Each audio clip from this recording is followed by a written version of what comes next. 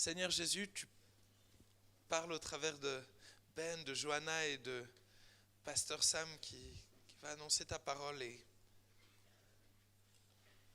ne veut pas regarder juste à une histoire. Mais au travers de ce témoignage de cette histoire merveilleuse que tu as accomplie, nous voulons t'écouter nous parler dans le beau nom de Jésus. Amen. Amen, donc bonsoir à tous. Moi je m'appelle Benjamin, j'ai 20 ans cette année. Alors peut-être que beaucoup ont entendu déjà mon témoignage, mais si c'est pour rendre gloire à Dieu, je suis heureux de le répéter une 50e de fois. Mais ce soir, ce que je veux vous partager, ça s'est passé de mars 2012 à janvier 2013, ça a duré 11 mois. Et je suis tombé gravement malade.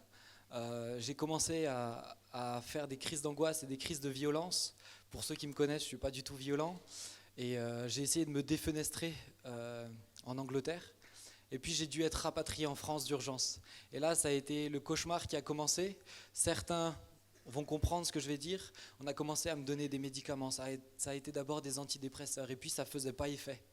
Et puis rapidement, j'ai commencé à avoir des pensées suicidaires, mais qui ne me laissaient pas. Vous savez, Timothée, pasteur Timothée ce matin, disait, mais vous savez, en pleine nuit, quand la mort comme ça nous tire et nous tente à nous ôter la vie, c'était un combat qui était tellement difficile. Je me rappelle, j'étais réveillé en pleine nuit, mais je priais, je suppliais le Seigneur que quelqu'un dans ma famille, mes parents sont là, mais que quelqu'un se réveille pour pas que je me fasse du mal. Et puis ces pensées suicidaires m'obsédaient, ça me perturbait constamment. Et j'ai commencé à avoir des hallucinations. D'abord, j'entendais des voix, et puis j'ai commencé à voir des personnes qui me disaient de me faire du mal, qui me disaient de faire du mal aux gens, de tuer des gens. Et puis j'ai commencé à avoir des hallucinations. C'était tellement fort, j'avais du sang sur mes mains. Dans mes hallucinations, je mettais ma main dans la bouche, j'avais le goût du sang dans ma bouche. Et ça a duré 11 mois. Pendant 11 mois, on m'a donné de plus en plus de médicaments, jusqu'à ce que voilà, j'en avais marre. On me donnait jusqu'à 13 pilules par jour. Et puis vous savez, dans ces situations-là, on est seul. On est seul avec nos hallucinations, on est seul avec nos combats, on est seul avec nos crises d'angoisse, on est seul avec notre incompréhension parce qu'on est frustré de ne pas comprendre ce qui se passe. Je suis chrétien depuis très longtemps, j'ai grandi dans une famille chrétienne, mon papa est pasteur, mais je ne comprenais pas ce qui se passait. On m'a toujours dit que les gens qui entendaient des voix, c'était des possédés, mais là, ce n'était pas le cas. Et je ne savais pas ce qui se passait. Et en priant, quand on m'a demandé de raconter ce témoignage, je crois de tout cœur que beaucoup de gens sont concernés par des choses comme ça. Vous vous sentez seul. Vous vous sentez seul dans votre tristesse, seul dans votre angoisse. Et moi, j'étais seul dans ce temps-là. Je ne comprenais pas ce qui se passait. Et j'ai dû arrêter mes études. J'ai été maintes et maintes fois aux urgences. Et puis on m'a emmené bien sûr en hôpital psychiatrique. Et là-bas, c'était l'horreur. J'ai côtoyé les fous, j'étais avec les fous. Et je vous encourage à prier pour eux. Mais quand vous êtes seul comme ça, vous ne comprenez pas ce qui se passe, les gens autour de vous ne comprennent pas ce qui se passe, vous vous sentez, on parlait d'être enfermé dans la tombe ce matin, c'était exactement dans la situation dans laquelle j'étais, enfermé dans ma tombe. Et je n'arrivais pas à en sortir, et je criais à Dieu comme Jérémie dans Lamentation, je disais, mais Dieu, sors-moi de là. Je disais, tu as brisé mes dents contre des cailloux, je ne connais plus la paix, tu m'as ôté la joie. Et une clé qui a été pour moi, c'est quand Jérémie a dit « Voici ce que je veux repasser dans mon cœur. » Mais voici ce que je veux repasser dans mon cœur. Les bontés de l'Éternel ne sont pas épuisées. Ses compassions ne sont pas à leur terme. Elles se renouvellent chaque matin. Oh, que ta fidélité est grande. Et ça a été une clé pour moi. Mais ça a duré 11 mois quand même. Et dans cette solitude, j'aimerais vous dire que Jésus est avec vous. Jésus ne vous laissera jamais. Et si vous comprenez ce que je vous dis, si vous avez des hallucinations, si vous avez des crises d'angoisse, si vous avez toutes ces choses, sachez que Dieu est là. Écoutez bien la fin de cette histoire, je la raconte très courtement parce que beaucoup la connaissent. À la fin de cette histoire, je suis passé à l'acte et j'ai fait 3 tentatives de suicide en une après-midi. Et les 3 ont échoué. Et Dieu m'a sauvé la vie 3 fois. 3 fois, il m'a sauvé la vie. Samedi, j'avais des larmes aux yeux parce que je disais, mais Seigneur, tu m'as tellement sauvé la vie. Tellement de fois, j'ai essayé de me jeter sur l'autoroute et puis ma fiancée a juste eu le temps de me voir et de me rattraper, de me ramener. Et ça est arrivé plusieurs fois. Mais Dieu m'a sauvé la vie. Je suis retourné en hôpital psychiatrique et là-bas, j'ai été dangereux. Ils ont dû me mettre en isolement. Et en isolement, une dame pas chrétienne, une infirmière, elle m'a dit « Monsieur Peter Schmidt, il faut que vous vous fassiez à l'idée que vous allez avoir des médicaments toute votre vie. Au vu de vos problèmes, au vu de vos médicaments, j'avais des Temesta, des Valium, j'ai pris des milliers de pilules. Mais voilà ce que j'ai dit. Et là, c'était plus moi qui parlais, c'était Dieu qui parlait. Et il dit, c'est mon Dieu qui va me guérir, ça va être Jésus-Christ qui va me guérir, vous allez le voir. Le lendemain matin, j'avais plus rien du tout. Le lendemain matin, j'étais complètement guéri. Merci Seigneur. Merci Seigneur. Et j'aimerais encourager ceux qui sont dans ces situations-là, en leur disant, et vous allez comprendre ce que je vais vous dire, 3 jours après, j'étais sevré de milliers et de milliers de pilules. Je n'ai plus aucune séquelle, je suis complètement rétabli. Et quand Dieu guérit, il guérit parfaitement. Amen. Soyez bénis.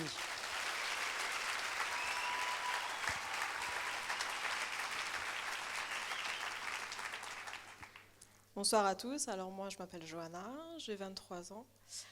Il y a 3 ans maintenant, 3 ans et demi, je suis tombée dans une addiction.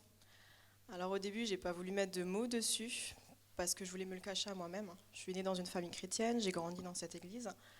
Et pour moi, tous les fondements chrétiens de la Bible étaient ancrés en moi. Et cette addiction, vraiment, elle bousculait vraiment tout, quoi.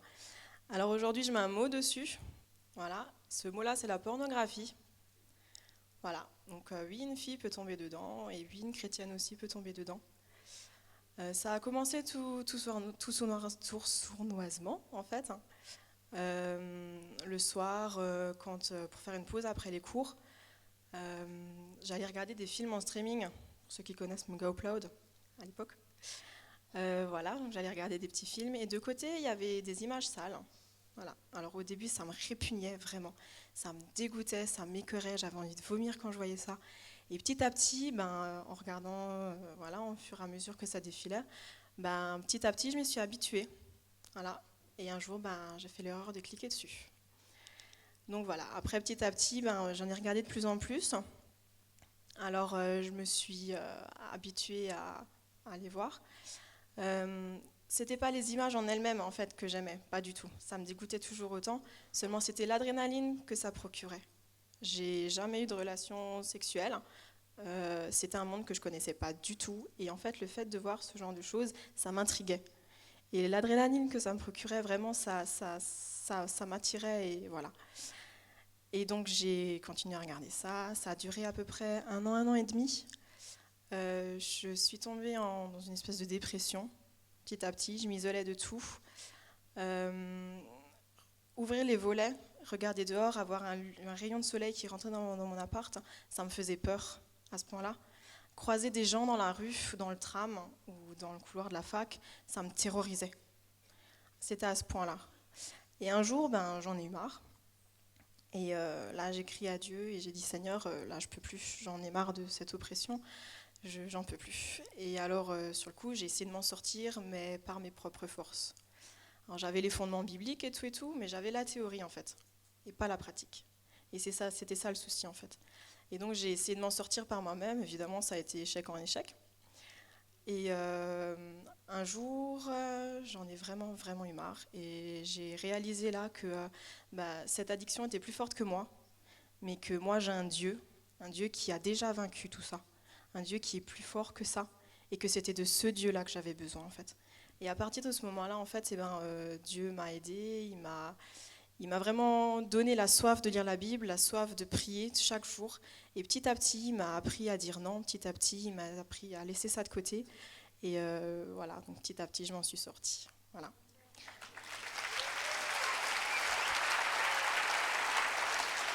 Alors à tous ceux qui n'y ont jamais touché, heureusement pour vous, et je vous encourage vraiment, malgré tout ce que le monde nous balance comme doctrine, fausse valeur, aujourd'hui, je vous encourage vraiment à ne jamais y toucher. Ceux qui sont dedans, vraiment, j'ai à cœur qu'il y en a plusieurs dans la salle qui sont dedans. J'aimerais vraiment vous dire que Dieu, il libère, mais il guérit aussi. Voilà, donc voilà. Alors, il libère, mais il guérit. Aujourd'hui, j'occupe le poste d'aide-soignante. Aujourd'hui, je peux laver des hommes comme des femmes sans aucune arrière-pensée. Aujourd'hui, je peux voir un couple dans la rue s'embrasser sans imaginer la suite. Aujourd'hui, je peux entendre des bruits sans les pervertir. Et vraiment, ça, c'est uniquement grâce à lui. Et à lui soit toute la gloire. À Jésus soit toute la gloire. Amen. Amen. C'est glorieux ce que Jésus fait. Et c'est ce que Jésus veut faire dans ta vie. Amen. Pasteur Sam, nous te laissons toute la place. Enfin, nous laissons à Jésus toute la place en toi.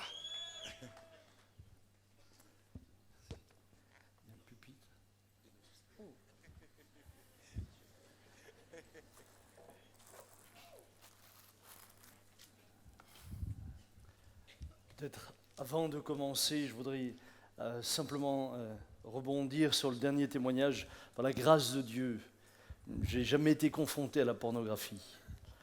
Et aujourd'hui, je suis grand-père, j'ai des petits-enfants. Cette année, nous allons avoir 6 petits-enfants. Et le désir de tout grand-père, c'est qu'un jour, ses enfants, ses petits-enfants ne soient pas dans ces trucs-là. Ce que je peux dire aujourd'hui, je vous le dis comme un père et je vous le dis comme un grand-père. Ce que je peux vous dire aujourd'hui, c'est je bénis Dieu chaque jour de ne jamais avoir touché à cela. J'ai eu tant de confessions, j'ai vu tant de souffrances, j'ai vu tant d'hommes détruits, de femmes détruites par ce qu'elles avaient vu, tant d'hommes, de femmes s'isoler, avoir des pensées de suicide et malheureusement certains passer à l'acte. Que ceux qui n'ont pas touché ne touchaient jamais. Il n'y a rien à voir, il n'y a rien à recevoir. Tout ce que tu peux recevoir, c'est une destruction intérieure. N'y touche pas. Laisse-le. Ne laisse pas le malin te laisser croire que si tu ne regardes pas, tu rates quelque chose. Tu ne rates rien, tu réussis simplement quelque chose. C'est ta vie. Et pour ceux qui sont dedans, de tout cœur, je crois que le Seigneur libère. Je crois que le Seigneur délivre. Le témoignage de Johanna est encourageant et j'aimerais vous dire qu'il y a de l'espérance pour tout un chacun. Amen. Maintenant, simplement pour terminer mes quelques mots, je suis là devant Dieu ce soir et pour moi, prendre la parole dans une soirée où il y a autant de jeunes est une responsabilité devant Dieu. La question que je me pose, nous fêtons les 10 ans de The Rencontre, mais la question que je pose ce soir au plus profond de moi-même, c'est Seigneur, où seront-ils dans 10 ans? Qu'est-ce que sera devenue la vie de chacun d'entre eux? Et si dans 10 ans, je pouvais rencontrer nouveau l'un ou l'autre, qu'est-ce qui se sera passé dans sa vie? En quoi cette rencontre les aura changés? En quoi cette rencontre les aura protégés? En quoi cette rencontre les aura gardés? En quoi cette rencontre les aura menés sur une voie dans laquelle, leur vie sera une vie dans laquelle tu te manifestes? En quoi? Seigneur, je te prie ce soir que ta parole fasse tout son effet dans leur cœur. Et je joins simplement mes forces à celles de Timothée. Nous travaillons ensemble pendant ce week-end. Il n'y a pas l'un qui prêche et l'autre qui prêche. Nous visons une même chose et une seule chose. C'est que vous soyez bénis en Christ, c'est que vous réussissiez votre vie, c'est qu'un jour vous vous retourniez et vous regardez en arrière en disant comme Paul, j'ai combattu le bon combat, j'ai achevé la course et j'ai gardé la foi. Désormais la couronne de vie m'est réservée et le Seigneur le juste juge me la donnera en ce temps-là. Ça c'est ce que je te souhaite de tout mon cœur. J'aimerais qu'on commence par un clip, j'aimerais qu'on l'envoie et puis on ouvrira la parole de Dieu ensemble.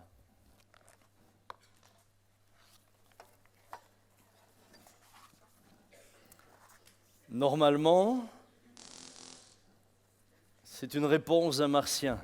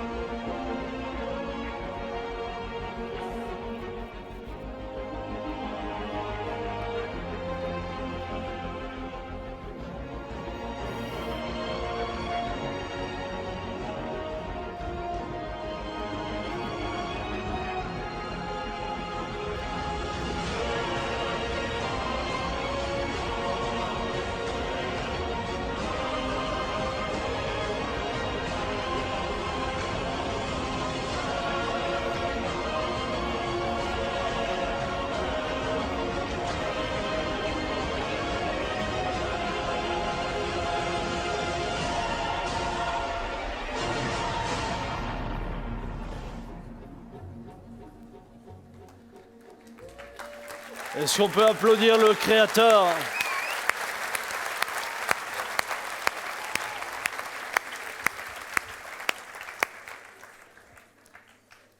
Tout ça, hein? Mais pour quelle vie? Tout ça, mais pour quelle destinée? Celui qui t'a créé, celui qui nous a tous créés comme nous l'avons vu là, eh bien nous a créés dans un but. Il nous a créés pour que nous soyons heureux. Il nous a créés pour qu'un jour nous soyons pour toujours avec lui.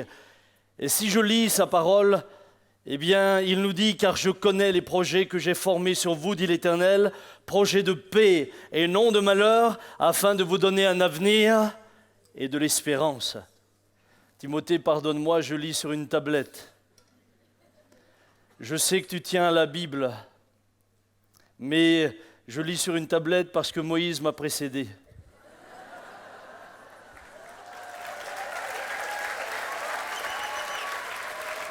Vous m'invoquerez et vous partirez, vous me prierez et je vous exaucerai, vous me chercherez et vous me trouverez si vous me cherchez de tout votre cœur.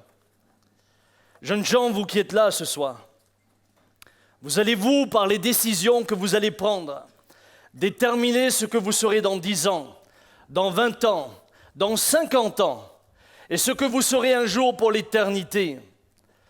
Celui qui vous a créé, celui qui a fait le miracle de la vie, comme nous l'avons vu il y a quelques instants, vous a créé dans un but, dans un objectif, non pas seulement pour que vous passiez quelques années sur terre, à zapper votre vie.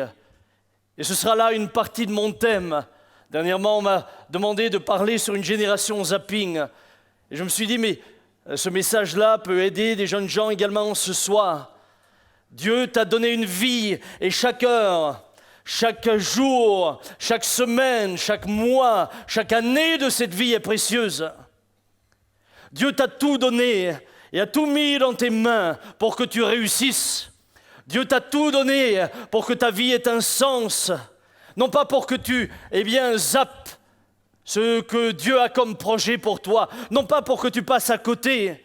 Il est là ce soir et il te parle. Et dans les 3 quarts d'heure, 50 minutes qui viennent, j'aimerais que tu te concentres, que tu cherches à comprendre ce qui se passe, pour que tu ne te laisses pas emporter, parce que l'ennemi de ton âme, celui qui depuis toujours a voulu détruire l'homme, cet homme merveilleux, cet homme créé à l'image de Dieu, cet homme créé alors que personne ne sait comment il se développe, celui qui a voulu détruire l'homme depuis le départ et qui est là aujourd'hui et qui cherche à détruire cette génération et qui cherche à te faire zapper ce que Dieu veut pour toi. J'aimerais ce soir que tu écoutes de manière à ce que non seulement tu lui échappes, mais que tu entres dans les projets que Dieu a pour toi, car il a des projets de paix, un avenir et de l'espérance. Dis à ton voisin, Dieu a pour toi des projets de paix, un avenir et de l'espérance. Dis-le lui bien fort, qu'il le comprenne. Dis-le lui bien fort. Dieu a pour toi un avenir et de l'espérance.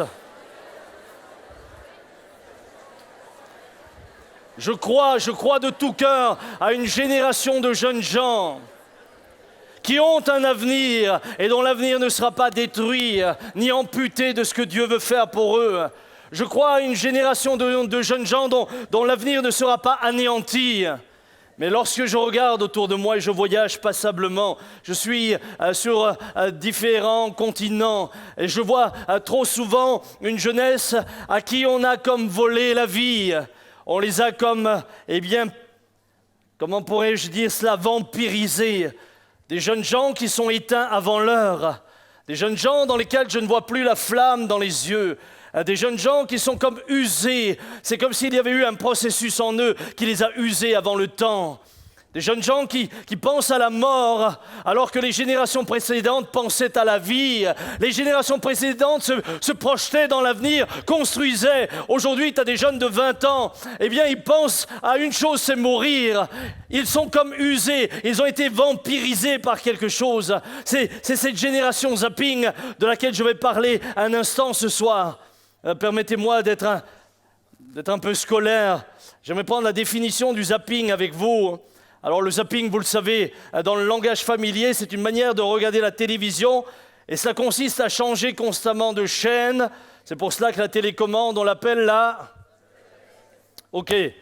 D'ailleurs, ceux qui donnent des mots tels que zappette ou autres, vous les appelez ça le presse-bouton. Je ne sais pas si tu te voyais à dire à ton voisin « Arrête de jouer au presse-bouton ».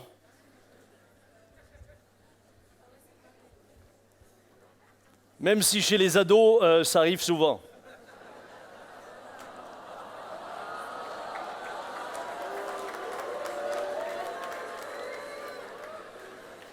Et pourtant, ce soir, je m'étais décidé à ne pas dire de bêtises. Je m'étais concentré, mais chasser le naturel, il revient au galop.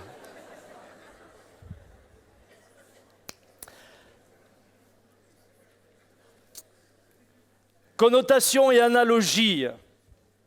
Et ça, c'est intéressant. La pratique du zapping est considérée par certains observateurs, écoute bien, comme symptomatique de l'évolution des sociétés vers une tendance à la consommation jetable, y compris dans les choix intellectuels. Il est ainsi question de zapping idéologique ou culturel, par exemple. Une société de consommation, du jetable. Tout est devenu jetable. Lorsque tu achètes un téléphone portable, tu sais déjà que tu l'as pour 3-4 ans. Parce qu'au bout de 3-4 ans, s'il tient 3-4 ans, là je parle déjà vieux, eh bien il est fait de manière à ce que, de toute manière, au bout de 3-4 ans, eh bien tu as le bouton qui est en bas, tu sais le bouton qui est au milieu là, ce fichu bouton, il ne veut plus fonctionner. Tu appuies dessus mais ça ne marche pas. Alors pour réparer, tu tapes le téléphone par terre et il ne marche plus du tout. Et qu'est-ce que tu fais ? Tu changes de téléphone.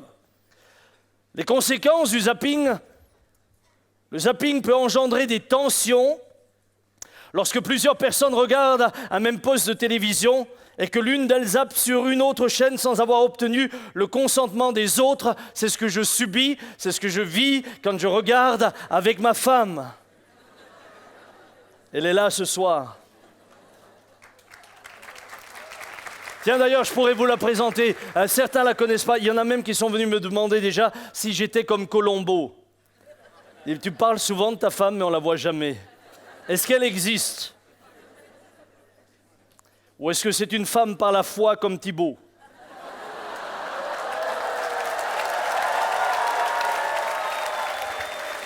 Viens vite me rejoindre, viens vite. Non, obéis-moi aujourd'hui, au moins ici, devant eux.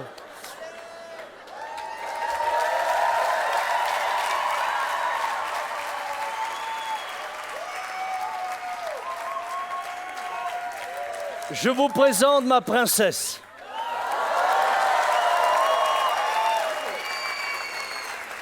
Elle m'a fait 6 beaux enfants qui eux-mêmes, d'ici la fin de l'année, nous en font 6 également.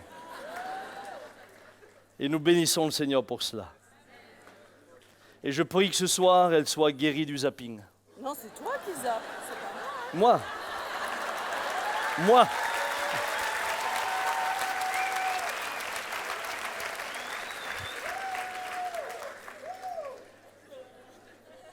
Je sais que vous n'allez pas la croire. Et vous avez raison parce que c'est moi le pasteur. Étymologie. Alors, l'étymologie est également intéressante. Parce que si le zapping crée des tensions, vous verrez tout à l'heure quand j'aborderai le sujet un peu plus en profondeur, vous comprendrez qu'il crée vraiment des tensions, mais pas seulement au niveau de ceux qui sont en train de regarder un film et qui s'énervent parce que celui qui a la zappe, eh bien, change tout le temps. Au niveau de l'étymologie, ce verbe était employé dans les années 1980, c'est-à-dire au siècle dernier, par des publicitaires américains confrontés au changement d'habitude devant la publicité télévisée depuis l'arrivée dans les foyers de la télécommande. Ils faisaient référence à une bande dessinée qu'ils lisaient dans leur enfance, Buck Rogers, dont le héros disposait dans son astronef d'un rayon de la mort qui tuait ses adversaires en faisant zap. Par extension, le fait de changer de chaîne devant la publicité tuait celle-ci. Et j'ai trouvé extrêmement intéressant de voir que finalement, étymologiquement, ce mot a trouvé son origine simplement dans le bruit que faisait un rayon qui engendrait la mort. Mais ce soir, vous allez petit à petit réaliser que le zap, en fait, engendre également la mort. Il peut tuer énormément de choses. Et c'est là mon premier point ce soir. Nous sommes malheureusement dans une génération du jetable. Encore une fois, la pratique est d'ailleurs considérée, la pratique du zapping, par certains observateurs comme symptomatique de l'évolution des sociétés vers une tendance à la consommation jetable, y compris dans les choix intellectuels. Nous sommes, vous êtes, sous une pression terrible. Nous sommes tous pris dans une machine qu'on appelle la consommation. Mais le problème, c'est qu'elle ne nous fait pas seulement consommer, elle change nos mentalités, elle change nos manières de penser, elle change nos manières de parler, elle change nos manières d'agir, elle nous conditionne. En fait, cette société du jetable est une société hédoniste. Alors là, encore une fois, hédoniste, pour certains, c'est un gros mot, ils ne savent pas ce que ça veut dire. Je vais vous donner simplement la définition. L'hédonisme est une doctrine. Qu'est-ce qu'une doctrine ? Alors, c'est un système intellectuel, religieux, philosophique et socio-économique. Je ne vais pas continuer, on pourrait y passer la soirée. Doctrine qui fait de la recherche du plaisir le fondement de la morale. En d'autres mots, la recherche du plaisir devient morale, quels que soient les moyens dont on s'y prend. En économie, écoutez bien, en économie, doctrine qui fait de la recherche du maximum de satisfaction le moteur de l'activité économique. Écoute bien, on te fait fonctionner sur la base du plaisir et on a fait de cela le moteur de l'économie. C'est-à-dire que toute l'économie consiste à chercher à te faire consommer et consommer constamment. Pour cela, on t'a programmé à changer de manière de penser. On t'a programmé de manière à ce que, en toi se crée un vide constant. C'est ce qui nous emmène à cette société oppressante aujourd'hui. Sans nous en rendre compte, les uns et les autres, nous sommes devenus esclaves du dieu Mammon. Et Mammon demande des offrandes. Et Mammon demande toujours plus de victimes. Dans le passé, les Aztèques offraient des victimes en haut de pyramides et on les sacrifiait aux dieux. Mais aujourd'hui, régulièrement, il y a des hommes et des femmes qui sont sacrifiés à ce dieu Mammon. Comment se prend-il ? Par un mécanisme de consommation qu'il a mis en place, dans lequel, on crée des besoins qui n'existent pas et on te fait toujours croire qu'il te manque quelque chose. En d'autres termes, on cultive en toi la politique du vide. Et l'homme a horreur du vide. Lorsqu'il est vide, il cherche à le combler. Et on le fait à tous les niveaux. On le fait au niveau matériel. Regarde, tu t'achètes un téléphone, par exemple. Il y a d'ailleurs un petit teaser, on va le mettre, t'as pas fini d'acheter le téléphone, que déjà tu regardes la pub et on te parle du nouveau. Et le tien, il est déjà dépassé. T'as même plus le courage de le montrer aux copains.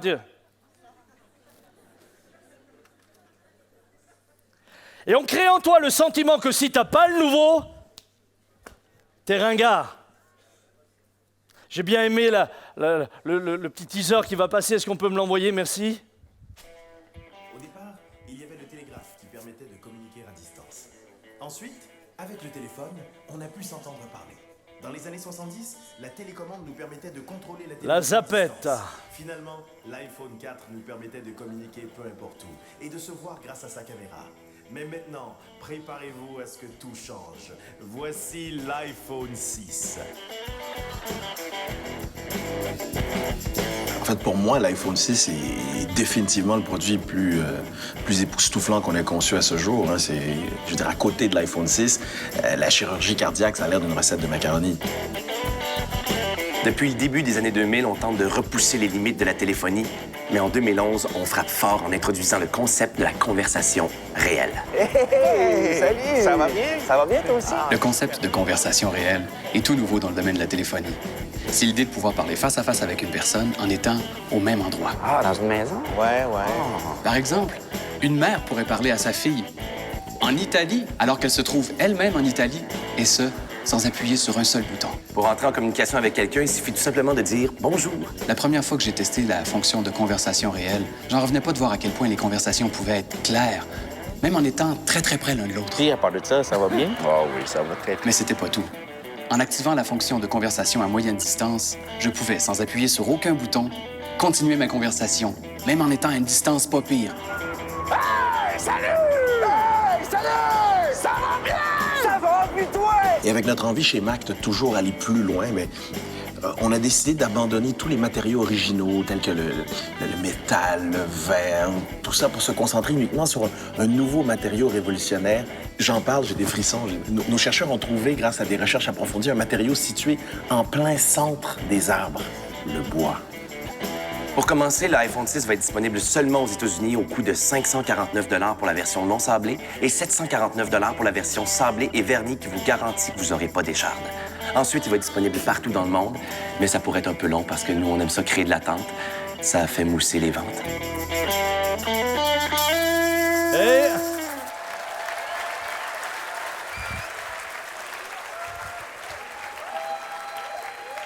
je savais que les Canadiens étaient un peu malades, mais là, ils sont graves. Hein.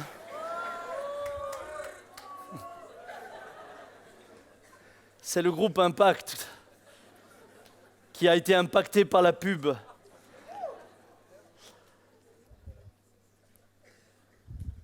Tu as toujours le sentiment que tu as un train de retard sur tout.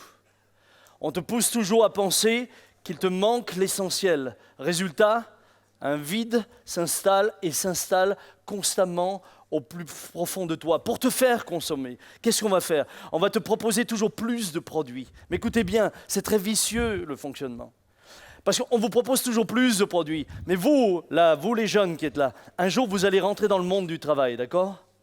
Bientôt, certains y sont déjà. Eh bien, pour vous offrir toujours plus de produits, toujours moins chers, pour avoir toujours plus d'appels, pour vous faire toujours plus zapper, il va falloir toujours produire moins cher. Et pour produire moins cher, il va falloir mettre toujours plus de pression sur ceux qui travaillent. Toujours trouver des moyens pour produire mieux, plus vite et moins cher. Mais ça, tu vas le payer.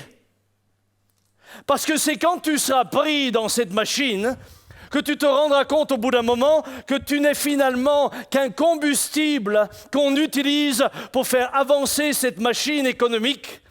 Mais comme tout combustible, une fois qu'il est consommé, une fois qu'il est consumé, il est mort.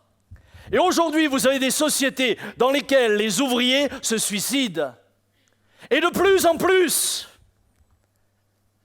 c'est la société zapping et consommation qui nous a amenés à cela. Mais comme je le disais tout à l'heure, le problème, c'est que cela a installé une mentalité qui va bien sûr dépasser largement les frontières de la consommation matérielle.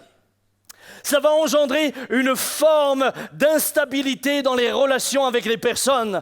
Parce que si tu zappes dans déjà ces domaines de la vie, très souvent, tu vas commencer à zapper dans le reste. Parce qu'aujourd'hui, l'humain lui-même est devenu jetable. On prend et on jette. Lorsque j'étais au Québec, j'étais touché par le témoignage de Benjamin. Benjamin est un jeune homme qu'ils connaissent, qui travaille maintenant avec le pasteur Oud, et il avait son garçon malade. Son petit garçon avait un cancer, était gravement atteint. Et évidemment, en tant que papa, il a essayé d'aménager tout son temps pour être le plus près possible de son enfant. Il était dans une entreprise dans laquelle il travaillait depuis 5 ans. Il m'a dit, le travail que j'avais fait leur a fait gagner énormément d'argent. Et là, quand j'ai commencé à dire « j'aurais besoin d'un peu de temps pour mon petit garçon », qui médicalement est condamné, il a été merveilleusement guéri, mais médicalement il devait mourir. Lorsqu'il a dit ça à son boss, le boss lui a dit « il faut choisir entre la famille et le boulot ». Et malgré tout son engagement, toute l'énergie qu'il a mis, malgré tout l'argent que l'entreprise a gagné, quand ils ont compris qu'il voulait donner la priorité à son fils, ils l'ont licencié. Aujourd'hui, l'humain est devenu jetable. Et c'est là le malheur, et c'est là que j'en viens à finalement ce qu'est le ZAP. Souvenez-vous, c'est ce rayon de l'astronef qui était là pour tuer les ennemis et qui faisait ZAP. Le problème dans le zapping, c'est que tu tues les relations, tu tues les couples, tu tues la famille, tu tues tout ce que tu construis autour de toi. Tu le détruis par tes propres mains. Ça, c'est le résultat du zapping. Il y a aujourd'hui un zapping affectif.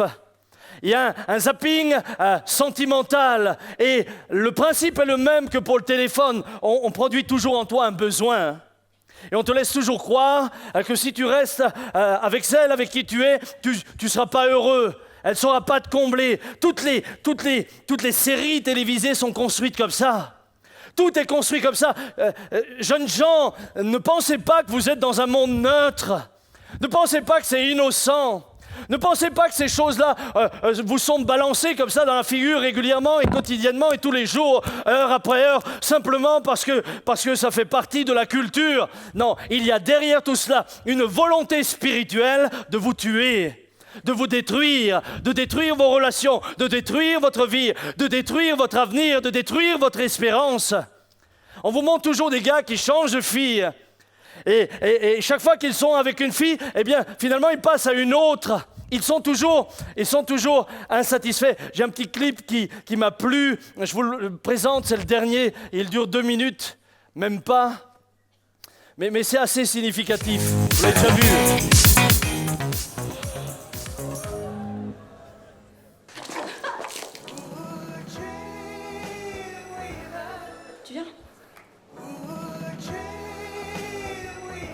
On y va, je suis mal garé.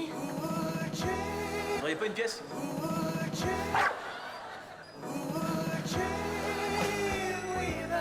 Hey!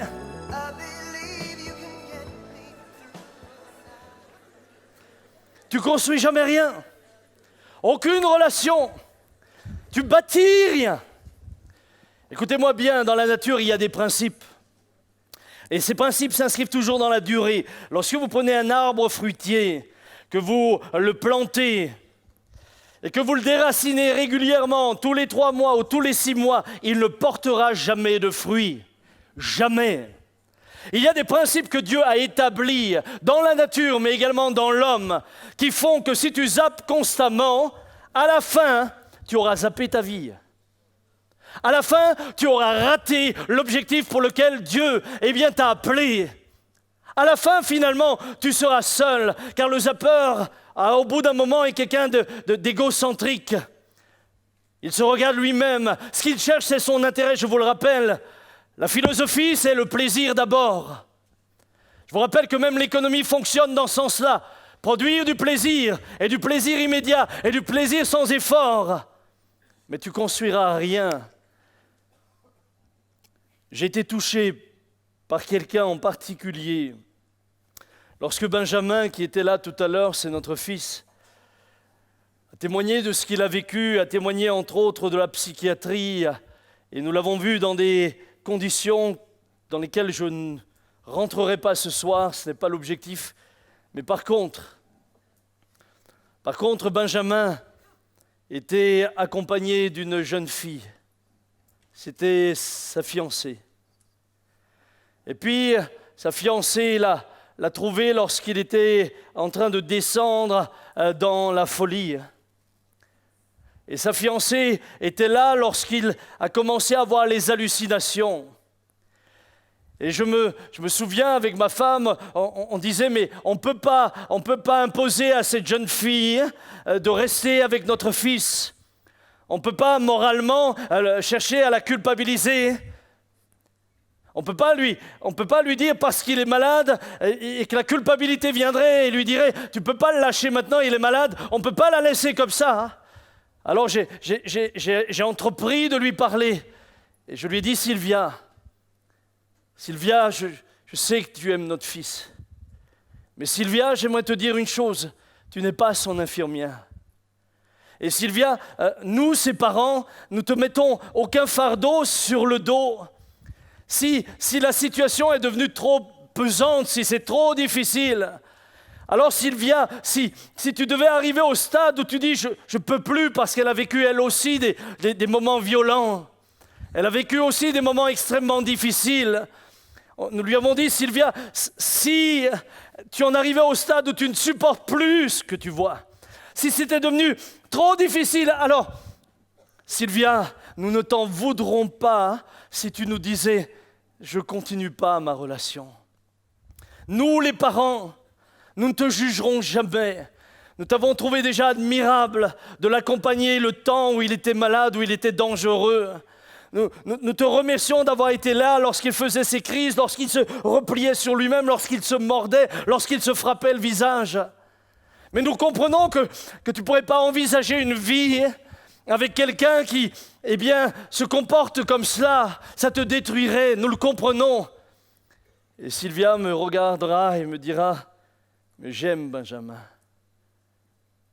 Et je me souviens, elle est venue avec nous en psychiatrie pour le voir. Elle voyait son fiancé là, au milieu des personnes qui étaient complètement perdues dans leur tête. Et puis elle est restée avec lui. Elle est restée avec lui, non pas parce qu'elle avait un poids, une pression. Elle est restée avec lui parce qu'en elle, la valeur de l'engagement, la valeur de la fidélité, ça voulait dire quelque chose. Pour elle, Benjamin n'était pas quelque chose de jetable. Pas quelque chose que tu prends quand ça te plaît, et puis maintenant il est en train de déconner, il va plus, il est malade dans sa tête, et même si elle l'avait fait, je l'aurais compris. Nous-mêmes, ses parents, nous étions angoissés, nous vivions des moments violents. Nous l'aurions compris. Non, mais Sylvia a dit, mais j'aime ce garçon, je veux rester fidèle, je veux être avec lui, et je me suis engagé avec lui, et s'il passe maintenant par des moments difficiles, c'est pas pour que je l'abandonne. Malheureusement, aujourd'hui, tu n'as même plus besoin de tomber malade pour qu'on te jette. Il y a les zappeurs, mais il y a ceux qui ont été zappés. Et il y a au milieu de vous des gens qui ont été zappés. Moi, j'ai vu des jeunes filles venir pleurer, j'ai vu des gars venir pleurer, j'ai vu des gars tomber dans la dépression, d'autres commencer à se droguer parce que la fille qu'ils aimaient les a zappés pour un autre, simplement parce que l'autre avait de beaux yeux, simplement parce que l'autre physiquement était un peu mieux. Il n'y a plus la notion de fidélité, la notion d'engagement, la notion de durée dans le temps. On zappe. La philosophie, c'est le plaisir d'abord. La philosophie, c'est l'hédonisme. La philosophie, et la morale, finalement, c'est fais ce qui te plaît, comme tu veux. Et on en revient finalement à ce que l'apôtre Paul dit. L'apôtre Paul, parlant de ceux qui ne croient pas à la résurrection et parlant du monde et de la société, dira la chose suivante. S'il n'y a pas de résurrection, mangeons et buvons, car demain nous mourrons. En d'autres termes, Paul dit que la philosophie même de la consommation est compréhensible quand tu n'as pas d'espérance. Quand tu n'as pas d'espérance, tu ne peux que vivre comme un égoïste pour toi. Quand tu n'as pas d'espérance, finalement, l'essentiel, c'est de te faire plaisir. L'essentiel, c'est comme ils disent en général, c'est profiter de la vie. Mais ça veut dire quoi, profiter de la vie ? Au détriment de quoi ? Au détriment de qui ? En laissant combien de cadavres derrière toi ? Car le malheur, quand tu zappes, c'est que tu n'as pas de vision d'avenir. Et c'est ce qui me frappe souvent quand je parle avec les jeunes. Quand je dis avec les jeunes, « Hey, tu te vois où dans un an ?» Rien qu'un an. C'est pas beaucoup. Je dis, « Pasteur, comment tu veux que je te parle dans un an ? Je ne sais même pas ce que je vais être la semaine prochaine. » Tu te vois où dans un an ? Il n'y a pas une notion du bonheur qui se construit dans le temps. Il n'y a pas une notion du bonheur qui se construit sur des valeurs, et des valeurs qui durent, mais qui demandent de l'effort. Non, c'est tout, et tout de suite. Et c'est maintenant. Les conséquences, c'est que quand vous avez un zappeur qui se marie, très souvent sa femme sera trompée. Parce que quand tu as installé en toi une mentalité de zappeur, c'est pas parce qu'on t'a mis une bague au doigt que tu vas changer. La bague, elle ne change rien du tout. Si ta tête et ton cœur ne sont pas changés, alors, quand la difficulté viendra, moi j'ai vu des femmes enceintes venir pleurer en me disant « Pasteur, depuis que je suis enceinte, parce que je ne peux plus avoir de relation sexuelle avec mon mari, il est allé avec une autre. » La philosophie du plaisir immédiat, maintenant je le veux, fait qu'on zappe même l'être à qui on a dit « Je te serai fidèle toute ma vie devant Dieu et les hommes. » Et ce soir, c'est tout un fonctionnement, c'est toute une mentalité que je dénonce. Parce que je sais que cette mentalité-là va vous piéger et va vous détruire. Elle a détruit d'autres hommes fameux avant nous. Combien aujourd'hui de divorces? Combien de couples qui sont séparés? Combien de suicides? Combien d'enfants? Vous savez, les papa-outets, ça se multiplie, hein? Si le papa-outet c'était une race, alors c'est une race qui se multiplie. C'est drôle qu'une telle chanson fait un tel tabac. Papa-outet, papa-outet, papa-outet. Parce que papa, il a vu autre chose, il est parti.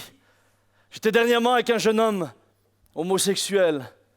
Il me disait, pasteur, vous savez, moi finalement, je suis tombé là-dedans, tout simplement parce que dans mon foyer, j'ai vu trois beaux-pères défiler, et du côté de mon père, 3 femmes défiler. Et vous vouliez que je me construise par rapport à quoi? Et vous vouliez que mes repères sont où? Quand t'as 3 gars qui te disent tu m'appelleras papa ou tu m'obéis ou c'est moi qui donne les ordres. Puis ensuite, de l'autre côté, t'as 3 mamans qui arrivent et qui te disent c'est moi ta mère maintenant, l'autre elle est partie, c'est moi ta mère. Tu te construis par rapport à quoi? Tu n'as pas de repère. Et ce que je voudrais, et c'est mon rêve, c'est qu'il y ait dans les églises de jeunes hommes, de jeunes femmes qui se lèvent et qui construisent dans le temps et qui permettent un jour à leurs enfants d'être fiers de leurs parents et à leurs petits-enfants d'être fiers de leurs grands-parents. Voilà ce que je souhaite. L'autre jour, mon père a fêté ses 87 ans et je me disais, mais qu'est-ce que tu vas lui offrir à 87 ans? À 87 ans, tu ne peux plus offrir grand-chose qui fasse grand plaisir. Et tout d'un coup, une idée m'est venue, fais-lui un album photo. Et puis, je suis retombé sur de vieilles photos. Benjamin nous a permis de trouver de vieilles photos. Il y avait la photo de mon arrière-grand-père. Il y avait même le tableau de son père à lui qui avait été peint. Et puis, il y avait le père à mon père, et puis il y a eu mon père. Et j'aimerais vous dire une chose, tous ces hommes, chacun d'entre eux, aimait Dieu de tout son cœur. Aucun d'eux n'a zappé sa femme. Mon grand-père avait une épouse qui était malade mentalement. Mon grand-père ma grand-mère était quelqu'un qui déraisonnait. Il a fallu l'enfermer en psychiatrie. Plusieurs fois, mon grand-père est resté attaché à ma grand-mère. Il l'a aimé malgré sa souffrance. Il l'a aimé malgré sa souffrance. Dernièrement, j'entendais quelque chose de grand de David Wilkerson. David Wilkerson avait malheureusement son épouse qui, dans les derniers temps, perdait également la mémoire, savait plus le reconnaître, à tel stade qu'un jour, son fils dit « Mais papa, quand tu vas la voir, elle te reconnaît même pas, elle sait même pas qui tu es. » Et là, David Wilkerson disait « Elle sait pas qui je suis, mais moi, je sais qui elle est pour moi. »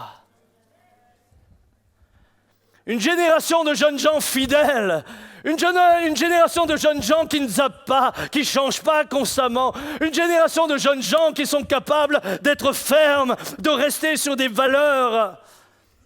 Mes amis, le zapping est un rayon le zap est un rayon qui tue, mais ça tue les vies, ça tue les familles, ça tue les enfants, ça tue la société. Adé Samson, lui c'est l'exemple même du zappeur.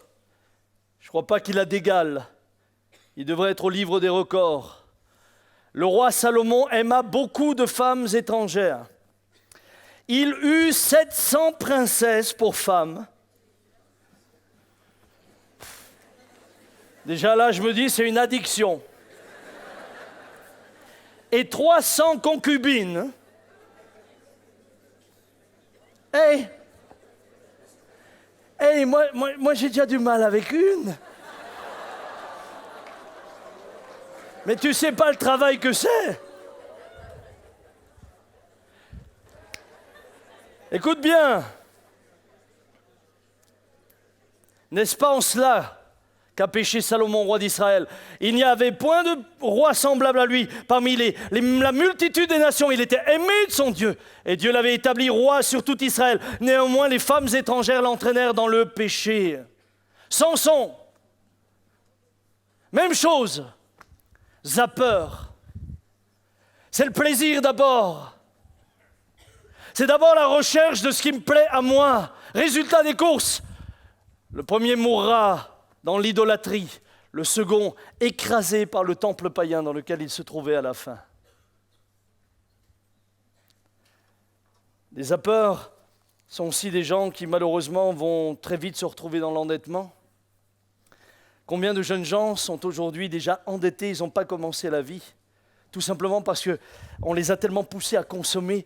Et puis tu auras un crédit gratuit, tu parles de crédit gratuit, quand l'huissier sera devant la porte, tu sauras qu'il n'était pas gratuit le crédit. Et moi je vois des jeunes, ils ne sont pas mariés, ils ne rentrent pas dans le mariage, ils ont déjà des dettes. Pasteur, j'ai 20 000 € de dettes. Crédit à la consommation, mais pourquoi tu as fait ces crédits? Et quand ils te disent pourquoi ils ont fait ces crédits, mais tu as envie de pleurer. Tu dis, hey, tu as déjà empiété une partie de ton capital pour simplement être toujours à la page, toujours comme les autres.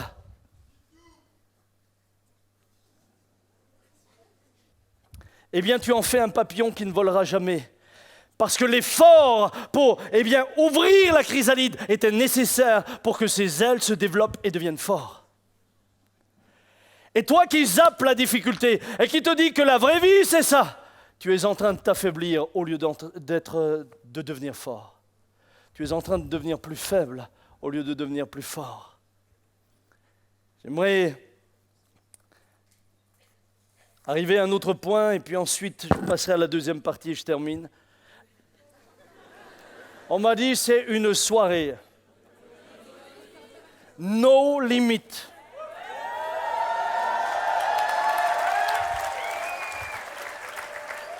Une des premières fois que j'ai prêché en Algérie, au bout de 3h30, je leur disais, j'en peux plus.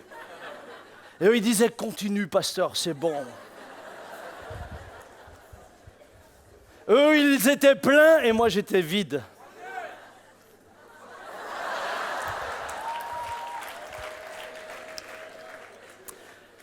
Laissez-moi venir à quelque chose qui nous concerne ce soir. Le zapping, va se traduire également, je l'ai dit dans tous les domaines relationnels, économiques et autres, mais le zapping va se traduire également dans la vie spirituelle. Et aujourd'hui, je ne me fais pas d'illusions. Je vous aime tous, je vous admire. Vous chantez, vous dansez, vous êtes... Mais certains d'entre vous, demain, suivant le climat dans lequel ils se trouvent, vont comme le caméléon s'adapter au mur sur lequel ils courent.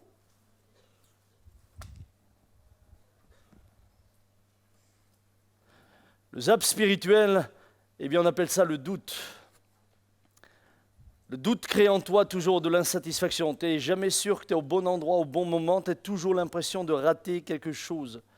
Mais j'aimerais te rappeler que le doute, c'est le terreau même du péché. Et c'est le principe que le diable a utilisé pour plonger Adam dans le péché. C'est le principe par lequel il est venu attaquer Ève en lui disant, Dieu a-t-il réellement dit?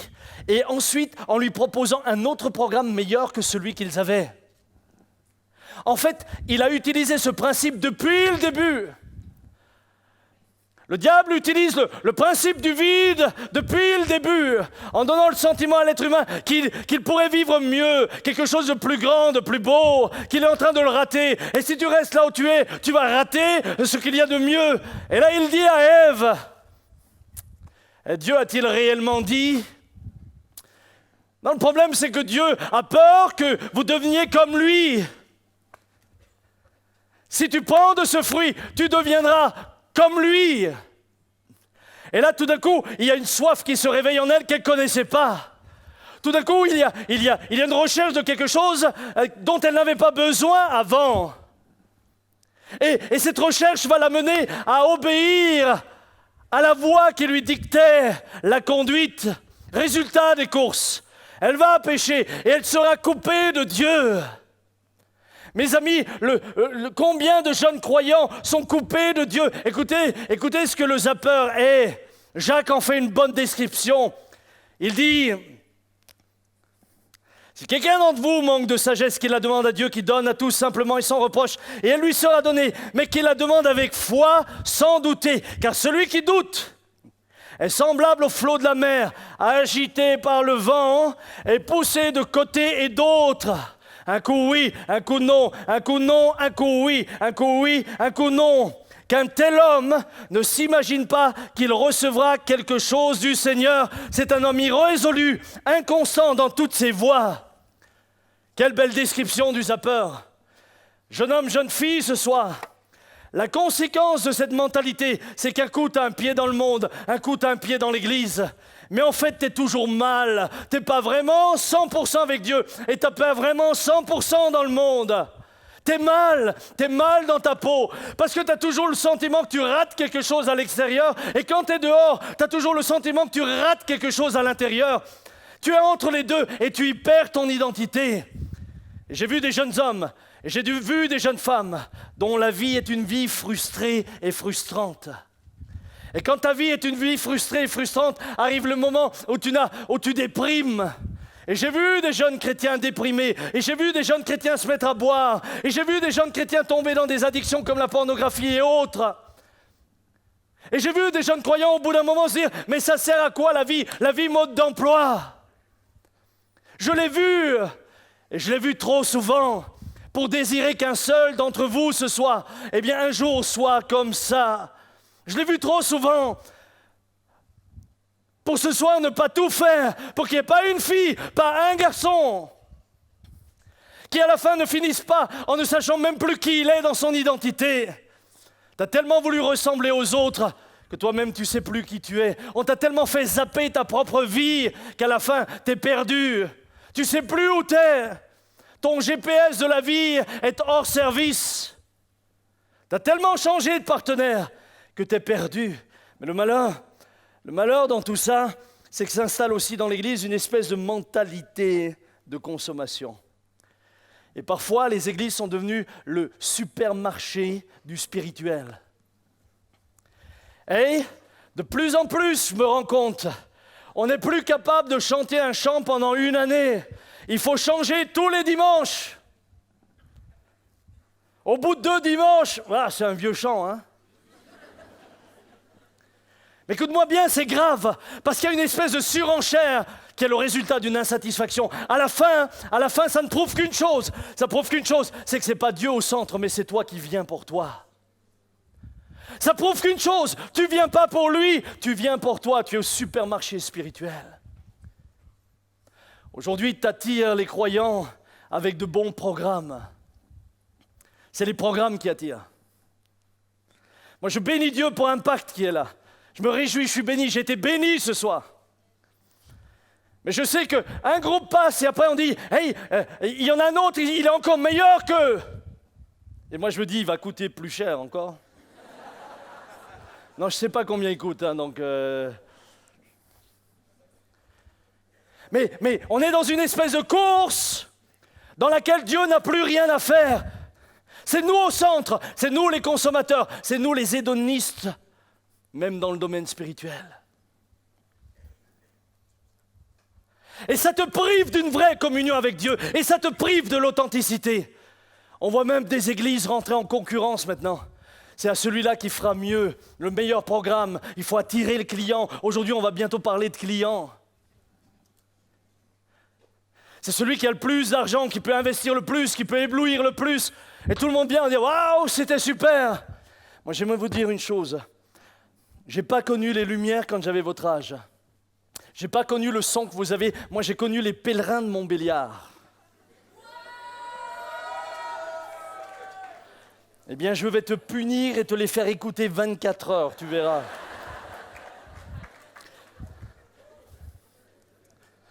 Hey, on est là avec mon ami Claude. Il est avec moi maintenant depuis combien de temps? 22 ans, Claude, hein? 22 ans qu'on sert le Seigneur ensemble. Nous, on n'avait pas tout ça. On n'avait pas tout ça. Mais je peux te promettre une chose, c'est que la présence de Dieu, on l'avait. Les malades étaient guéris, les démons chassés. Il se passait quelque chose. Et je veux croire que Dieu va lever une génération dans laquelle il va se passer quelque chose. Mais il faut qu'elle change de mentalité, il faut qu'elle change. Et ce sera là, ma deuxième partie, à la fin de mon message, comment échapper à cette dictature. Comment échapper, j'ai parlé dernièrement là-dessus, ici. Comment échapper à cette dictature?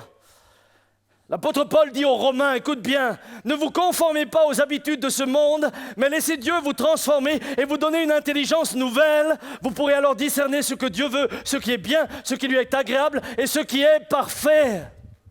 Il dit ça à des hommes et à des femmes qui, s'ils ne se conformaient pas au siècle dans lequel ils vivaient du temps de Néron, finissaient certains comme flambeaux dans les jardins de Néron. On les enduisait avec du goudron, on les allumait pour éclairer les jardins de Néron. C'est à ces gens-là qu'il dit, ne vous conformez pas. Ce soir, je dis à une génération de jeunes gens, ne vous conformez pas, vous risquez pas de finir au parc municipal sur une torche. Et pourtant, il y en a tant qui ont du mal. Ne vous conformez pas, mais soyez transformés. Le terme grec traduit par transformer est métamorphos, c'est-à-dire métamorphoser. Vous savez, quand on parle de métamorphose, métamorphose, c'est un changement de forme, de nature, de structure, tel que l'objet n'est plus reconnaissable. On parle de la métamorphose de la chenille en papillon. Je répète, changement de forme, de nature, de structure. Est-ce que vous seriez d'accord que je vous fasse une démonstration de ce que peut être la métamorphose? Qui est d'accord?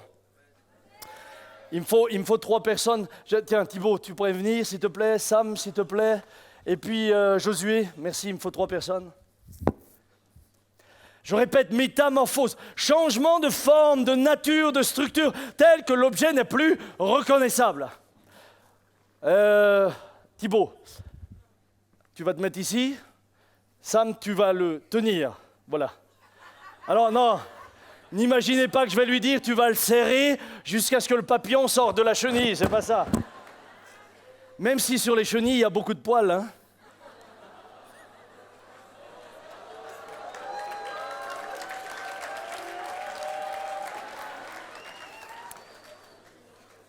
Benjamin, tu vas lui tenir les pieds. Josué, c'est mon fils.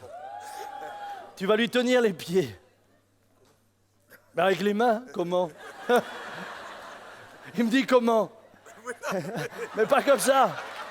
Voilà, tu lui tiens les pieds. Bon. Comment est-ce que comment on va le métamorphoser? Si on lui serre la respiration, il va mourir. Alors évidemment, il va se transformer en papillon, il va s'envoler, mais ça ne fait pas bien dans un week-end. Alors, il y a une autre manière. Ça s'appelle de la crème à raser.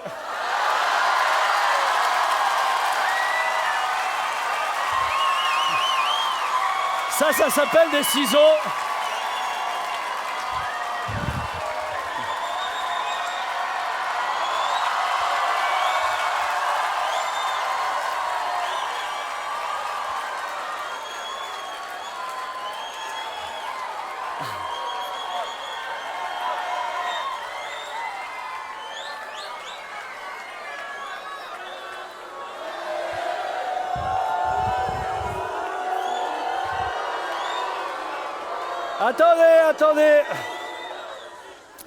Attendez.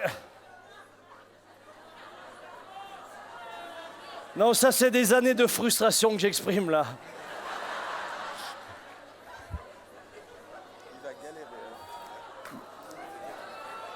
Maintenant, je vais vous dire, attendez, j'ai moi un problème. Écoutez-moi bien. C'est que la métamorphose de laquelle nous parlons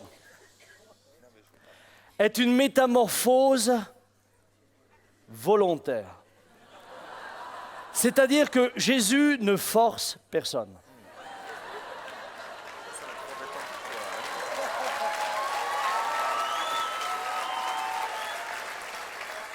Pourquoi est-ce que je dis ça?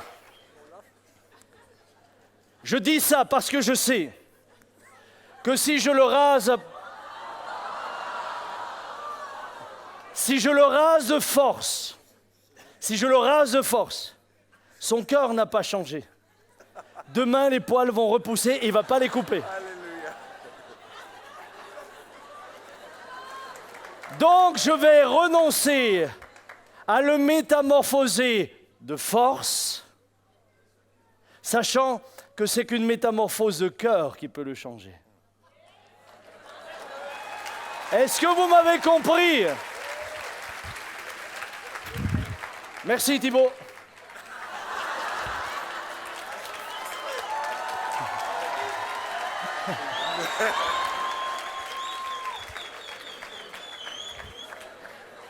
Est-ce que tu as compris le message? Dieu ne va pas te forcer. Ce soir, tu entends le message. Mais Dieu ne va pas venir te forcer à faire ce que tu ne veux pas. Dieu ne va pas t'obliger à devenir ce que tu ne veux pas être. Dieu ne cherche que des hommes et des femmes, des hommes et des femmes décidés.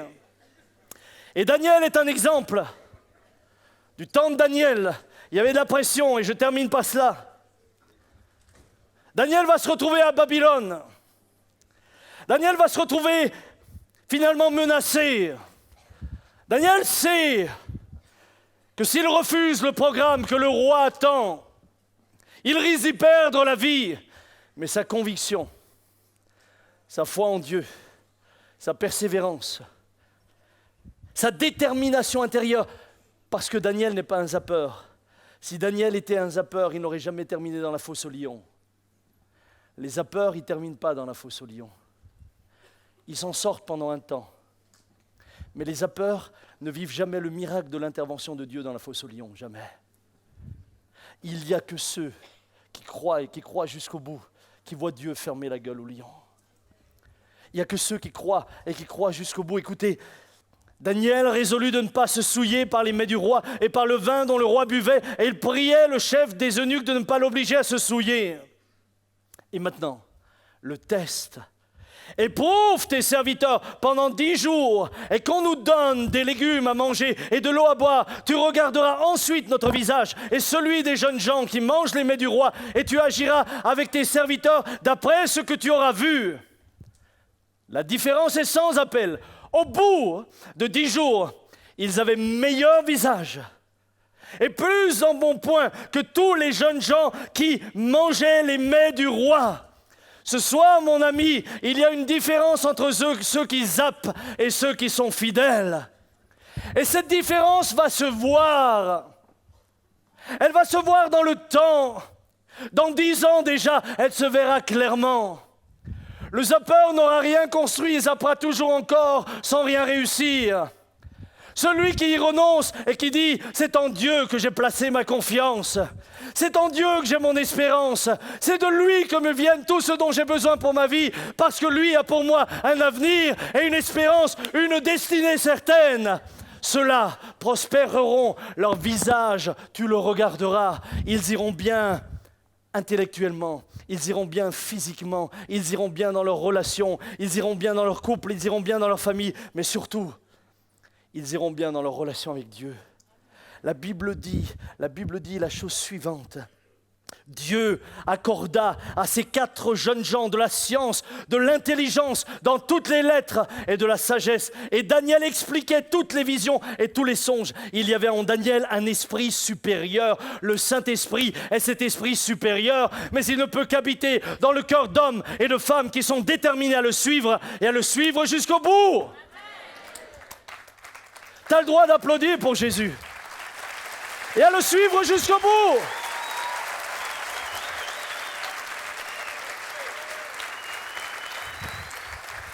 Ma prière ce soir, c'est qu'une génération se lève qui dit « Satan, tu viens nous proposer les mets souillés de ce monde, tu viens nous les proposer. Tu viens nous laisser croire que si on en prend, on se portera mieux. Mais Satan, ce soir, nous nous levons comme un seul homme et nous te disons non. Celui que nous allons zapper, c'est toi. Nous zapperons le prince des zappeurs.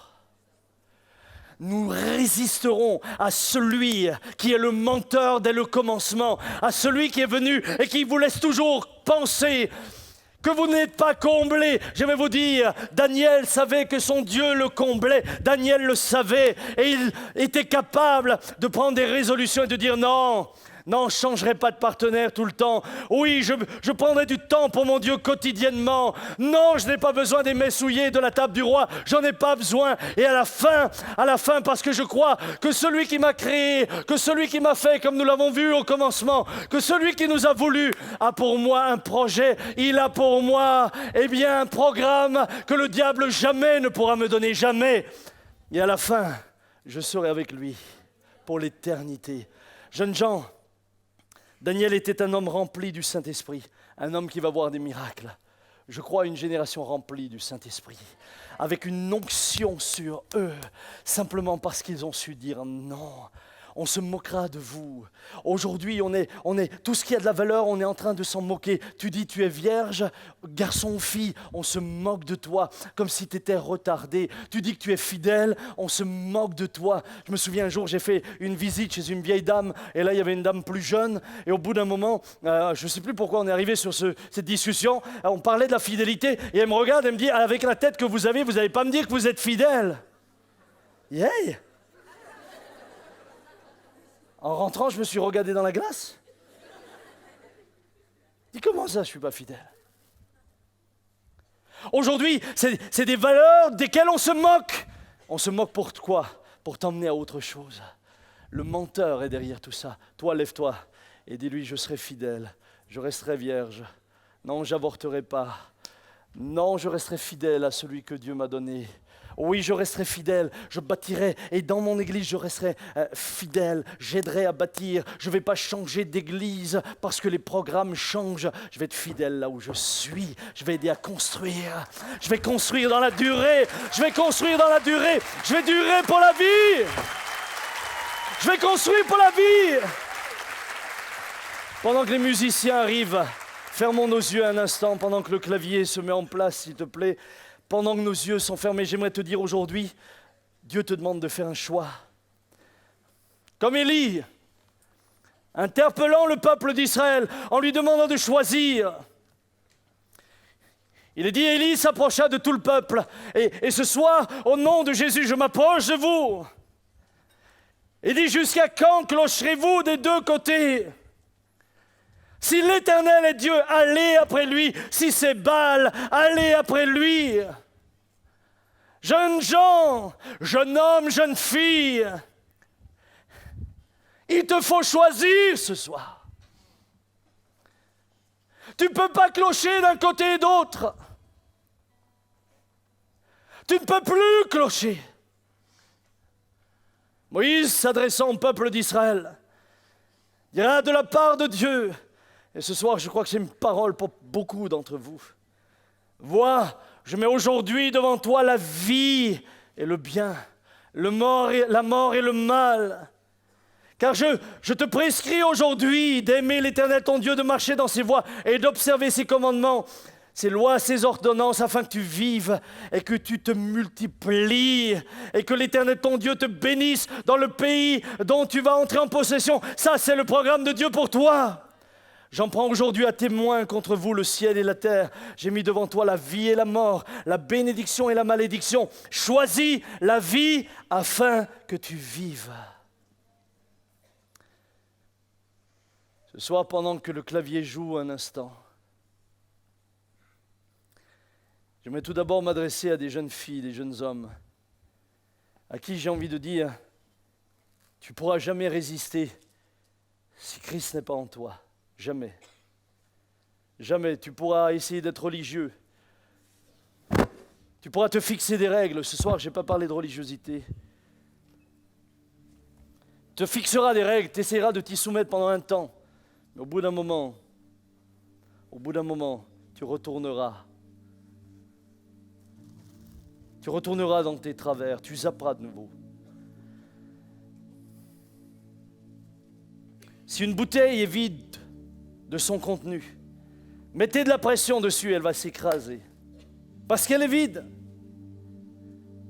Mais prends une canette de coca, pleine. Tu peux te mettre debout dessus. Elle ne cédera pas parce qu'elle est remplie.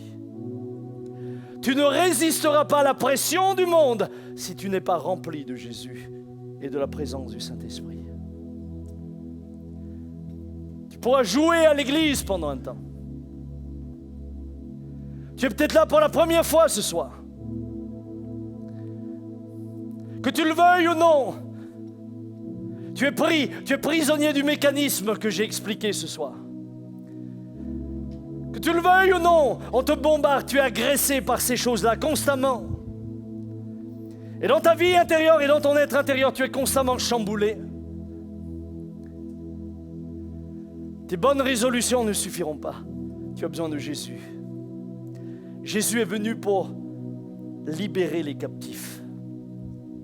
Il est venu pour pardonner les pécheurs. Ce soir, dans un premier temps, je voudrais m'adresser à ceux qui, maintenant, disent « Je veux donner ma vie à Jésus. » Je ne veux pas seulement faire partie d'un groupe de jeunes ou d'une église, ou je ne veux pas simplement être un accompagnateur qui est venu pendant un week-end. Ce soir, je veux me décider pour Dieu. S'il y a des jeunes gens qui ce soir ont compris que sans lui, ils ne peuvent résister, mais qu'en cédant à tout ça, ils se détruiront eux-mêmes et détruiront autour d'eux, et qui refusent ce programme de destruction, mais veulent la vie éternelle, pendant que nos yeux sont fermés, j'aimerais leur demander de se lever à leur place. Et je voudrais prier pour eux, pour ceux qui disent ce soir je veux. Pendant que l'équipe de prière vient ici à l'avant, que ces jeunes gens qui disent ce soir, Seigneur Jésus, c'est ma vie que je te donne à 100%, et je ne marcherai plus avec un pied dans le monde et un pied avec toi. Je ne laisserai plus le menteur, le voleur me manipuler. Je viens à toi ce soir. Approchez-vous vers ceux qui prient. Sortez de vos rangs, venez rapidement. Ils vont prier pour vous. Je rêve d'une génération qui se lève et qui, comme Daniel, est déterminée.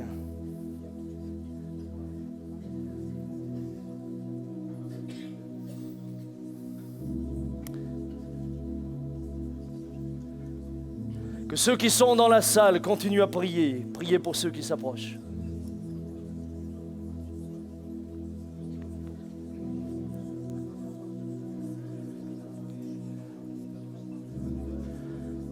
S'il y a des domaines dans ta vie où tu zappes encore, où tu pêches, confesse-le. Dis-le à celui qui prie pour toi. Dis, oh Dieu, j'ai besoin de ta grâce, de ton secours. Jésus est venu pour sauver ceux qui étaient perdus. Sauver, sauver, sauver de cette génération perverse. Sauver.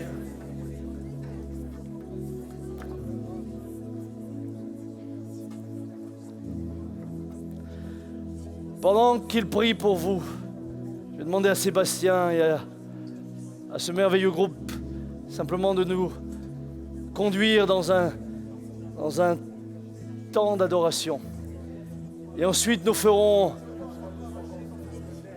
un second appel.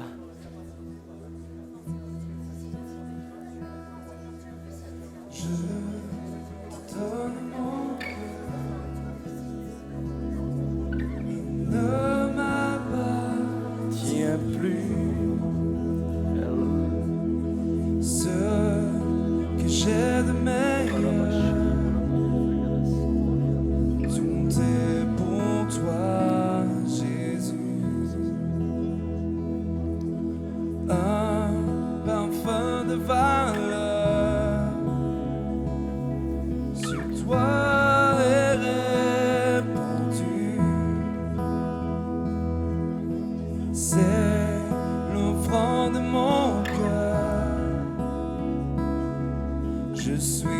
à toi, Jésus.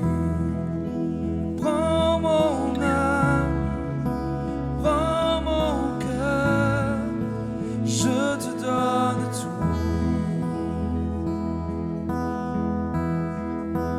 Prends ma vie, me voici, je te donne tout.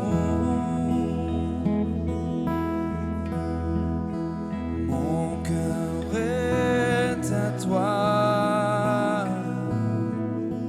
tout à toi.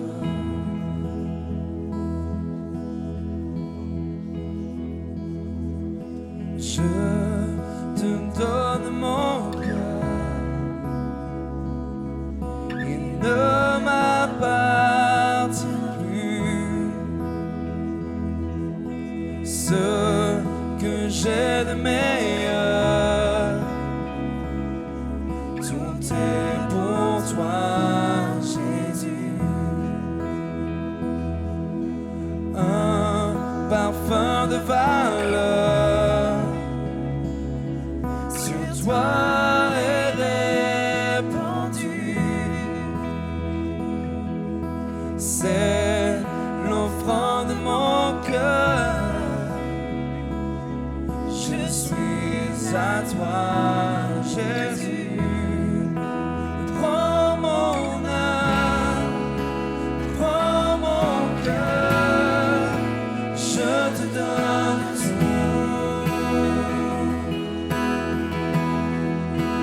Prends ma vie, me voici, je te donne tout.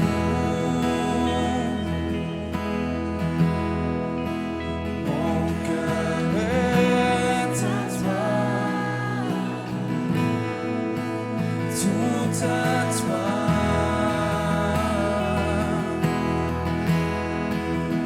Prends mon âme, prends mon cœur, je te donne tout.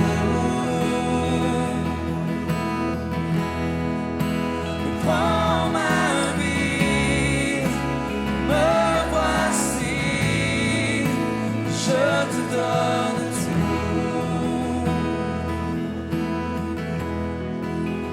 Mon cœur est à toi, tout à toi.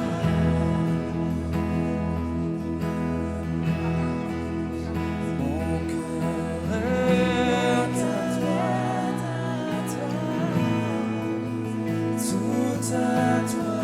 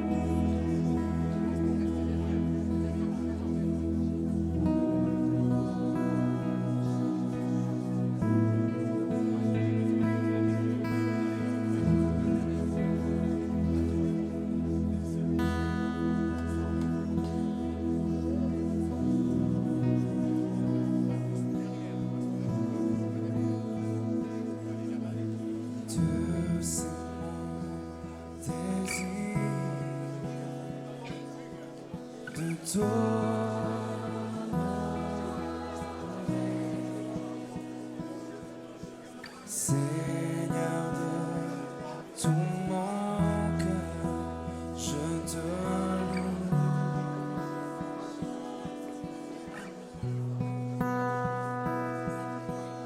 Tout ce qui est en moi te donne gloire. Tout ce que j'adore est en toi.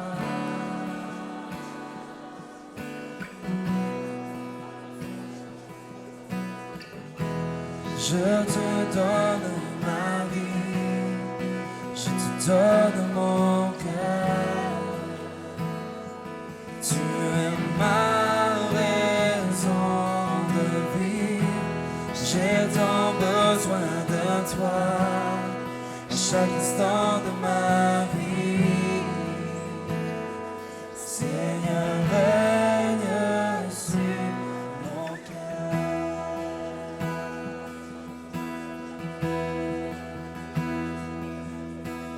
Dieu, c'est mon désir de t'honorer.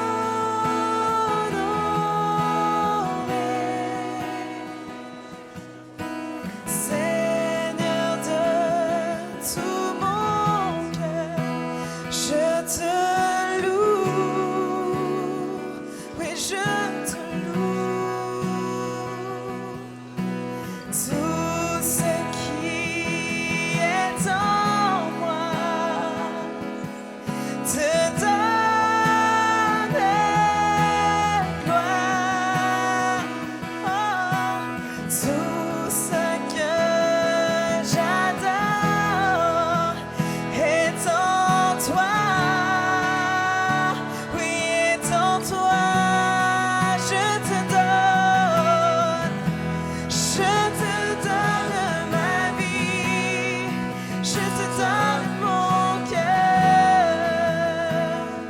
Tu es ma raison de vivre, j'ai tant besoin de toi, chaque instant de ma vie. Seigneur, règne sur mon cœur. Je te donne ma vie, je te donne mon cœur. Tu es ma raison de vivre, j'ai tant besoin de toi, chaque instant de ma vie. Seigneur, règne sur mon cœur. Oh, règne sur mon cœur, Seigneur. Seigneur, règne sur mon cœur. Je te donne ma vie, je te donne mon cœur. Seigneur, règne sur mon cœur.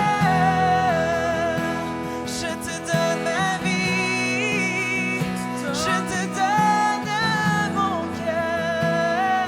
Seigneur, règne sur mon cœur.